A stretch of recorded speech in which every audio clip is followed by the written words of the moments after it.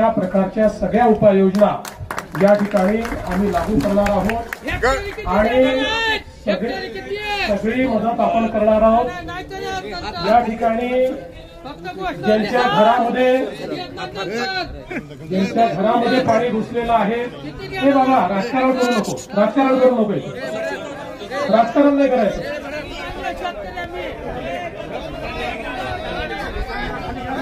या ठिकाणी ज्यांच्या घरामध्ये पाणी घुसलेलं आहे त्यांनाही मदत करणार आहोत। ज्यांच्या दुकानाचं नुकसान झालंय त्यांनाही आपण पूर्णपणे मदत करणार आहोत।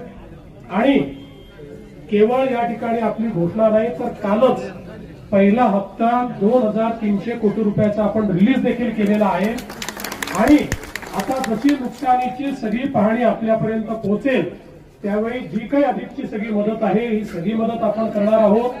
कुठल्याही परिस्थितीमध्ये शेतकऱ्यांना या ठिकाणी वाऱ्यावर सोडायचं नाही असा आपल्या सरकारचा निर्णय। यासोबत इन्फ्रास्ट्रक्चरचा देखील आपल्याला जो पूल या ठिकाणी करायचा आहे मी आजच घोषणा करतो की या पुलाला आम्ही मान्यता देऊ।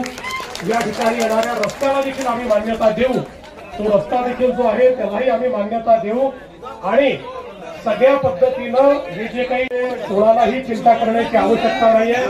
सरकार 100% तुमच्या पाठीशी उभा आहे। सरकार योग्य अशा प्रकारची भूमिका यामध्ये घेईल आणि ज्या काही मागण्या समोर आलेल्या आहेत त्या मागण्या निश्चितपणे आपण पूर्ण करू। मला अनेक गावांमध्ये या ठिकाणी पाहणी करायला जायचं आहे त्यामुळे मी अधिक आपला वेळ घेणार नाही आणि जरूर ही सगळी जी काही आपली परिस्थिती आहे त्या परिस्थिती अनुरूप या ठिकाणी निर्णय घेतला जाईल हा विश्वास आपल्याला देतो। कर्जमाफीचा निर्णय घ्या साहेब, कर्जमाफीचा निर्णय घ्या।